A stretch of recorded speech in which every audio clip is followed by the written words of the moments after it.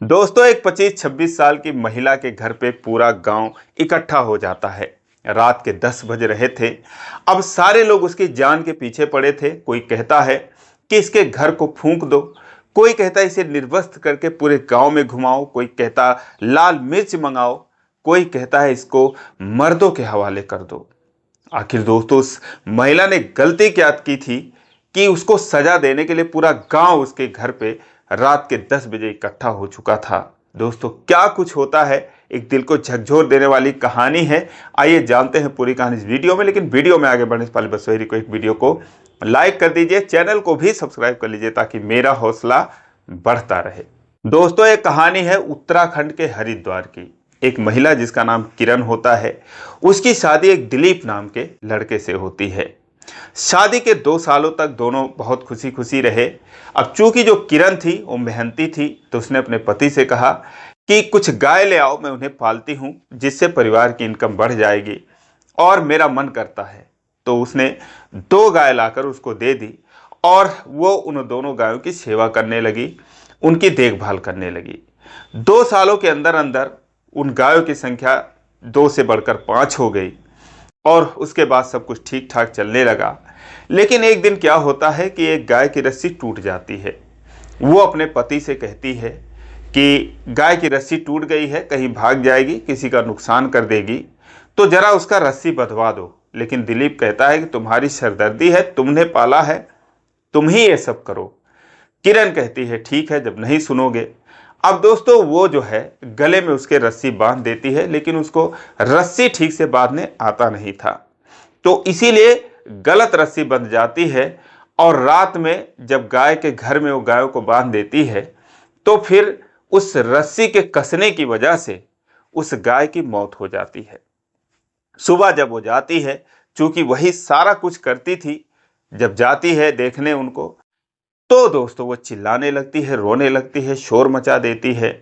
ये देखकर सुनकर सारा गांव इकट्ठा हो जाता है। जब लोग देखते हैं कि खूंटे में बंधी हुई गाय की मौत हो चुकी है, उसके गले में जो रस्सी थी वो पूरी तरीके से कस चुकी थी। अब दोस्तों, फिर लोग वहां पर राम राम करने लगते हैं। कोई कहता है बहुत बड़ा पाप हो गया है, जिसने भी बांधा उससे ये पाप हुआ है। अब दोस्तों, बांधने वाली किरण थी। सारे लोग कहते हैं कि इस परिवार का बहिष्कार करो, इसका तिरस्कार करो। और इन लोगों ने मिलकर एक गाय की हत्या कर दी है, क्योंकि हिंदू धर्म में जो गाय की हत्या है बहुत बड़ी पाप मानी जाती है, चाहे वो जाने में हुई हो अनजाने में हुई हो। अब किरण से अनजाने में ही सही, लेकिन उसी के हाथों रस्सी बंधी थी तो गाय की मौत हो गई थी। तो वो लोग कहते हैं इस परिवार का बहिष्कार करो, इनसे बोलचाल बंद करो, इनका तिरस्कार करो। तो जो परिवार वाले थे, किरण का पति जो दिलीप था, उसके जो सास ससुर थे और भी लोग थे परिवार में, उन्होंने कहा भाई गलती तो इससे हुई है, हमारा इसमें कोई लेना देना नहीं है, और रस्सी इसने बांधी थी, यही पाल रही थी, यही देखभाल कर रही थी, तो अब यही सजा भुगतेगी, हमारा क्यों बहिष्कार करोगे। उन लोगों ने बोला क्योंकि ये तुम्हारी पत्नी है। सास ससुर से बोला ये तुम्हारी बहू है, सजा सबको भुगतनी पड़ेगी। उन लोगों ने कहा कोई बात नहीं, हम इससे रिश्ता अपना खत्म कर लेते हैं, हम इसके लिए गांव समाज से नहीं कटना चाहते। तो अब सारे लोग बोले ठीक है, अगर तुम इससे रिश्ता खत्म करते हो तो तुम लोग इससे बच जाओगे। किरण जो है वो सबके आगे हाथ जोड़ने लगी, बोली मुझे गायों से बहुत प्यार है, मैं इतनी मेहनत लगन से इनकी सेवा करती थी, अनजाने में हो गई तो हम मुझे माफ़ कर दीजिए। लेकिन दोस्तों, तभी पंडितों पुरोहितों को बुलाया जाता है, उनसे पूछा जाता है इसका समाधान। तो वो कहते हैं कि इसका समाधान एक ही है। अब भारत के अलग अलग कोनों में अलग अलग समाधान है। उत्तराखंड में जो पंडित थे उन्होंने बताया कि 3 सालों तक तुम्हें गायों की सेवा करनी पड़ेगी, भीख मांग के गुजारा करना पड़ेगा। इसके अलावा जो है तुम किसी कार्यक्रम में हिस्सा नहीं ले सकती, कोई तुमसे बात नहीं कर सकता। किरण ने बोला ठीक है, मुझे मंजूर है। अब दोस्तों, गांव के बाहर भी उसका एक घर था, जहां पर किरण को भेज दिया गया, उसका बर्तन वगैरह अलग कर दिया गया, उसके सामान निकाल दिए गए। वो सबको ताकती रही कि कोई मेरे ऊपर दया दिखाए और कोई मेरे तरफ से खड़ा हो, कोई मेरे तरफ से इन लोगों को समझाए कि इसने जो सेवा करी है गायों की, कम से कम उसको भी देखो। निस्वार्थ से सेवा करती रही। और वो सब तो देख ही नहीं रहे हो, गलती से गाय की मौत हो गई तो इतना बड़ा बवाल खड़ा कर रहे हो, लेकिन कोई उसके तरफ से बोलने वाला नहीं था। उसको गांव के बाहर कर दिया गया, सारा कुछ सामान करके अलग कर दिया गया। जो गाय थी उनको भी वहाँ पर, बाकी जो गाय थी उनको वो लेकर वहाँ पर चली जाती है और फिर उसके बाद वो उन्हीं की सेवा में लग जाती है। दिन रात उनके लिए घास लाती, मेहनत करती और सुबह सुबह जाती कहीं से कुछ अपने लिए मांग कर ले आती, क्योंकि उसे मांग कर भी खाना था, ऐसे अपने घर का अनाज खाना नहीं था। तो वो ऐसे ही गुजारा करने लगती है। धीरे धीरे जो है 2-4 महीने का समय बीता, एक और गाय बच्चा देती है। इस तरीके से धीरे धीरे गायों की संख्या बढ़ती गई। लेकिन जो उससे दूध निकलता था, उसका जो पति था दिलीप, वो सुबह सुबह वहां पर जाता था, दूध निकाल कर ले आता था और उसके बाद मार्केट में ले जाकर उसको बेच देता था। इसके अलावा उससे अपनी पत्नी से कोई लेना देना नहीं था। उसके हाथ का छुआ हुआ एक गिलास पानी तक नहीं पीता था, उसकी परछाई तक अपने ऊपर नहीं पड़ने देता था। वो दूर ही रहती थी जब वहां पर जाता था। इस तरीके से लोगों ने उसे कह रखा था कि ऐसे ऐसे करोगी तो तुम्हारे पापों का प्रायश्चित होगा, वरना जन्म जन्मांतर तक तुम्हें इस पाप से मुक्ति नहीं मिलेगी। तो कहती है ठीक है। अब वो वही सब कर रही थी। लेकिन अब धीरे धीरे जब 1-1.5 साल का वक्त बीत गया, गायों की संख्या 7-8 हो गई, क्योंकि जो गाय थी वो बच्चा देती रहती हैं। 7-8 गाय हो गई तो उसके लिए बड़ा मुश्किल होने लगा उनको खिलाना पिलाना, उनके लिए व्यवस्था करना। लेकिन फिर भी वो सारा कुछ कर रही थी। अभी भी उसमें 1-1.5 साल का वक्त बचा था, 3 सालों तक उसे करना था। और इधर जो पति है उसका फायदा ही फायदा था। वो जाता था और दूध लेकर आता था, अपना बेचता था। तो दिलीप का तो एक हिसाब से अच्छा था। अब कोई किरण से अगर रास्ते में मिल जाता था, जैसे गांव की जो औरतें थी, तो उसे देखकर मुंह बिचकाती थीं, अपना मुंह ढक लेती थीं, उसे 2-4 बातें सुनाती थी कि पाप किया है तो भुगतना तो पड़ेगा ही। तो इस तरीके से उसका एक बहुत ही तिरस्कार कर देते हैं, उसका बिल्कुल ही उसका बहिष्कार कर देते हैं। अब ये सब देखकर किरण के आत्मा में बहुत दुख होता था, बहुत कष्ट होता था। लेकिन अब चूंकि उसे ये सब भुगतना था तो वो भुगत रही थी। लेकिन जब 2 साल बीत गए तो एक दिन उस गांव में एक जमीनी विवाद होता है 2 परिवारों के बीच में। तो उस विवाद को निपटाने के लिए लोग तहसील पर जाते हैं। तहसील से जो एसडीएम थे वो अपने कर्मचारी को, एक लेखपाल को वहां पर भेजते हैं कि जाकर देखो वहां पर क्या निपटारा होना है और किसकी गलती है, किसकी जमीन है, कौन किस पर कब्जा कर रखा है। तो वो कहता है ठीक है। वहां से वो अपनी ड्यूटी के लिए चलता है और आता है उस गांव के बगल में, गांव से बाहर ही जो किरण के जानवर थे, किरण रहती थी, वहां पर वो सबसे पहले आता है और किरण के द्वार पर वो बैठ जाता है।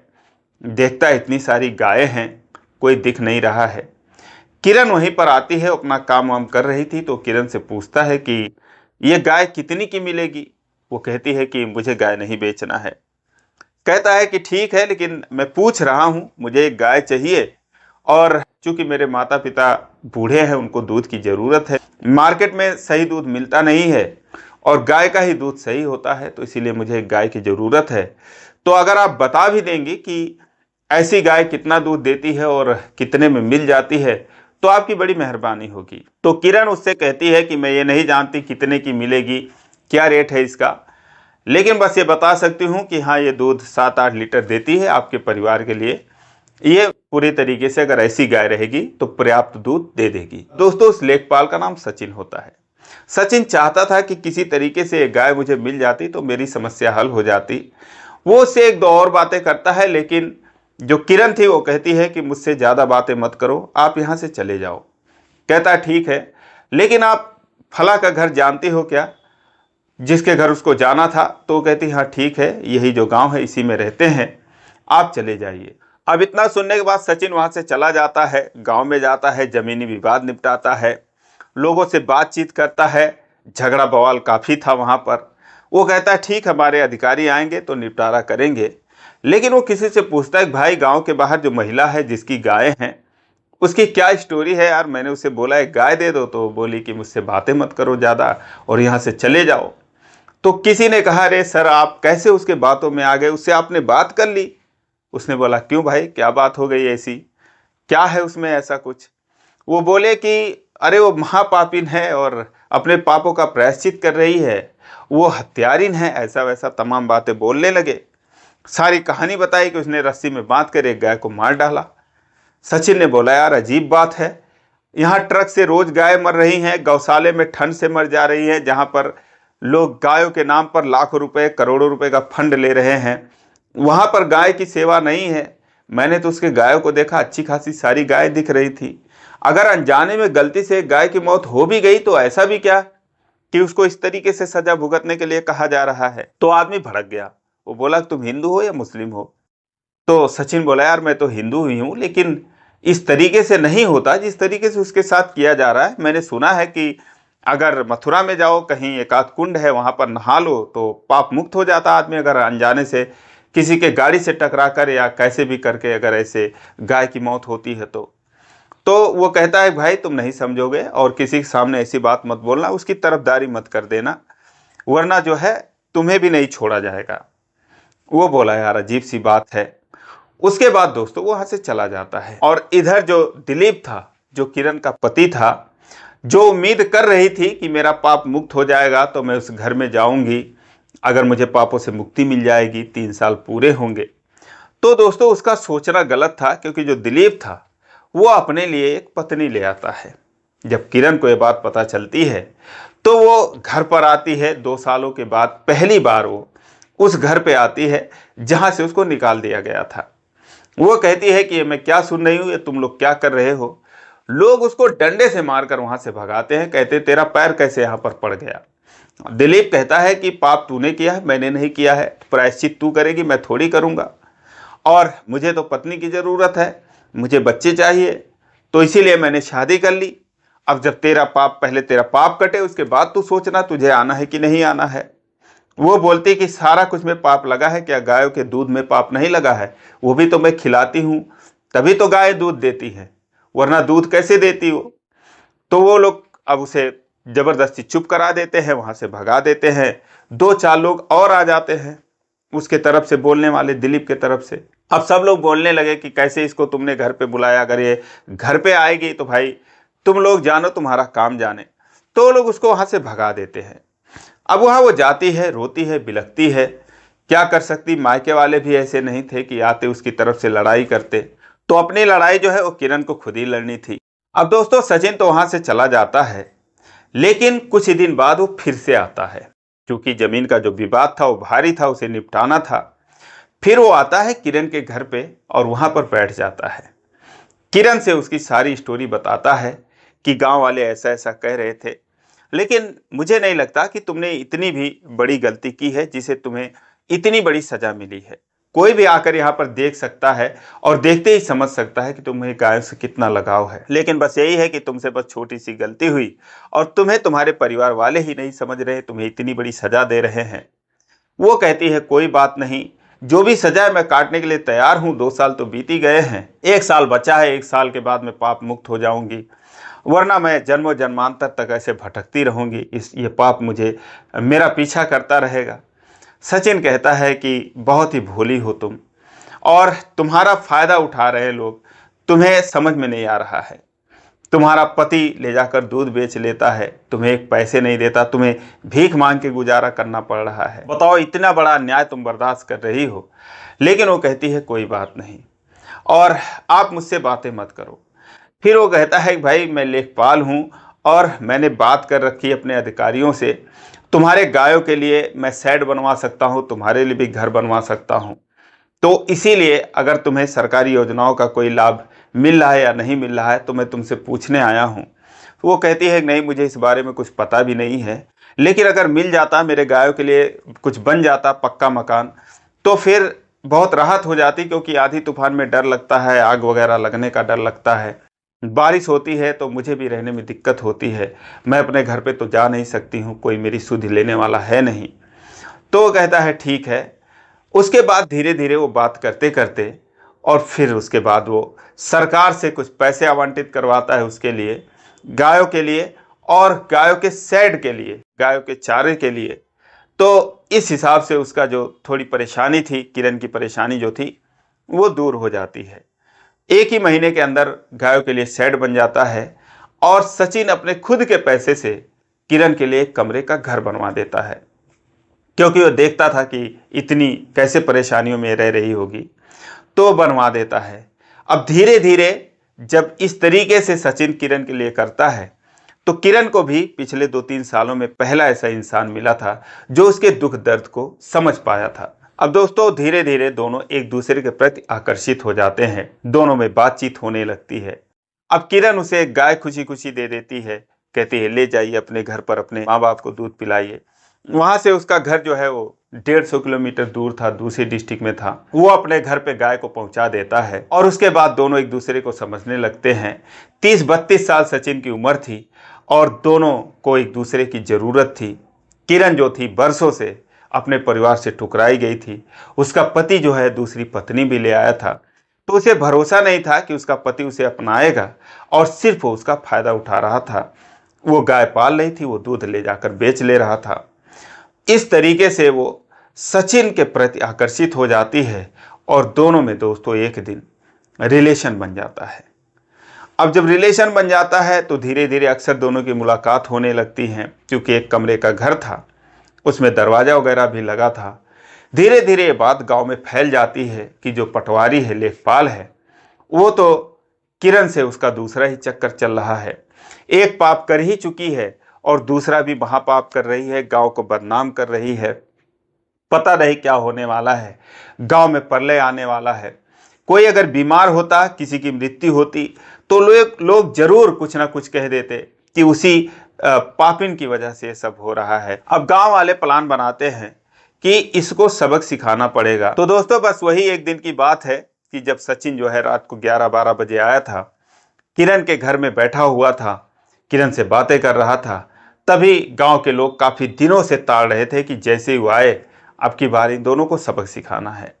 जैसे ही सचिन आता है, कोई आके बाहर से जो दरवाजा था उसमें कुंडी लगा देता है। उसके बाद पूरे गांव में जाकर शोर मचा देता है कि जो किरण है, जो हत्यारिन है, वो ऐसा ऐसा कर रखी है और उसके घर में जो है कोई बैठा हुआ है।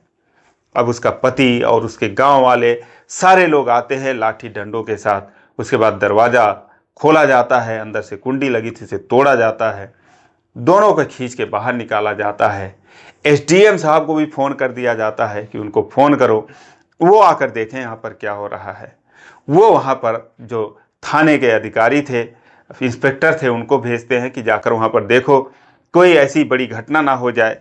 हालांकि जो लेखपाल था, सचिन था, वो एसडीएम साहब को इस बारे में बता रखा था कि एक महिला है और उसके साथ ऐसी ऐसी ज्यादती हो रही है, और इस तरीके से एसडीएम साहब ने ही तत्काल में सारा कुछ पैसा पास किया था जिससे कि उसका घर वगैरह बन पाया था, गायों के लिए जो भी कुछ बना था, चारों का इंतजाम हो पाया था। तो तत्काल भेजते हैं कि जाकर वहां पर देखो क्या मसला है। इंस्पेक्टर साहब आते हैं और इधर सारे लोग कहते हैं कि इन दोनों को निर्बस्त करो, गांव में घुमाओ, वही सारी बातें जो मैंने आपको पहले बताई कि इसको मर्दों के हवाले कर दो, ऐसा करो वैसा करो। अब जैसे ही इंस्पेक्टर साहब आते हैं अपनी फोर्स लेकर, वहां पर बीच बचाव करते हैं। उसके बाद मामला पहुंचता है थाने पर। वहां पर जाकर एक सुर में कहते हैं कि इन दोनों ने पाप किया है, इसने तो पहले भी पाप किया था, अब ऐसा कर रही है, हमारे गांव वालों के ऊपर कुछ गुजरेगी, कोई आपदा आएगी, कोई विपत्ति आएगी, उसका जिम्मेदार कौन होगा। इंस्पेक्टर साहब उन लोगों को डांटते हैं, भगाते हैं, समझाते हैं, कहते हैं तुम इसका फायदा उठा रहे हो, इतना भी नहीं होता है, अनजाने में इससे हुई थी और कहीं ना कहीं इसके पीछे तो इसके पति का भी हाथ था। उसने ही रस्सी नहीं बांधी थी, ये कह रही थी कि बांध दो, तो उसने बांधा नहीं था, और जब उसने बांध दिया तो अनजाने में ये गलती हो गई। उसकी इतनी बड़ी सजा दे रहे हो। फिलहाल अब दोनों के रिलेशन के बारे में पूछा जाता है तो किरण कहती है कि हम दोनों एक दूसरे से प्यार करते हैं और पति को मुझसे मतलब नहीं है, इसने तो अपनी दूसरी शादी कर ली। जब मैं इस बारे में गई पूछने घर पर तो मुझे लाठी डंडों से मारकर इन लोगों ने भगाया, और अब यही लोग, जब किसी ने मेरा दुख दर्द समझा, कोई मेरे जीवन का साथी बना, मेरे दुखों का साथी बना, तो अब ये लोग हमारे साथ ऐसा बर्ताव कर रहे हैं। सचिन से पूछा जाता है तो कहता है कि हाँ, मैं भी इन्हें पसंद करता हूँ और मैं इनसे शादी करना चाहता हूँ। उसके बाद जो इंस्पेक्टर साहब थे, एसडीएम साहब को फ़ोन करते हैं कि सर ऐसी सी बात है। उन्होंने बोला ठीक है, अगर उन दोनों का फैसला है तो जो ये दोनों कह रहे हैं वही सही है, और जो गांव वाले हैं उनको वहां से बोलो जाने के लिए। दोस्तों उसके बाद फिर ये मामला शांत होता है, वो लोग वहां से चले जाते हैं। जो किरण थी और जो सचिन था वो दोनों शादी करते हैं, और उसके बाद किरण को खुशी खुशी अपने घर लाता है। उसके बाद सचिन और किरण दोनों पति पत्नी के रूप में रहे, शानदार लाइफ एंजॉय किए और दोनों के बच्चे हुए। आज भी ये दोनों खुशी खुशी रह रहे हैं। तो दोस्तों ये रही कहानी। आपकी इस पर क्या राय है कमेंट में ज़रूर बताएं। कहानी अच्छी लगी हो तो वीडियो को लाइक नहीं किया तो लाइक कर दीजिए, चैनल को सब्सक्राइब कर लीजिए इसी प्रकार की कहानियों के लिए। फिर मिलेंगे अगले वीडियो में, तब तक के लिए जय हिंद।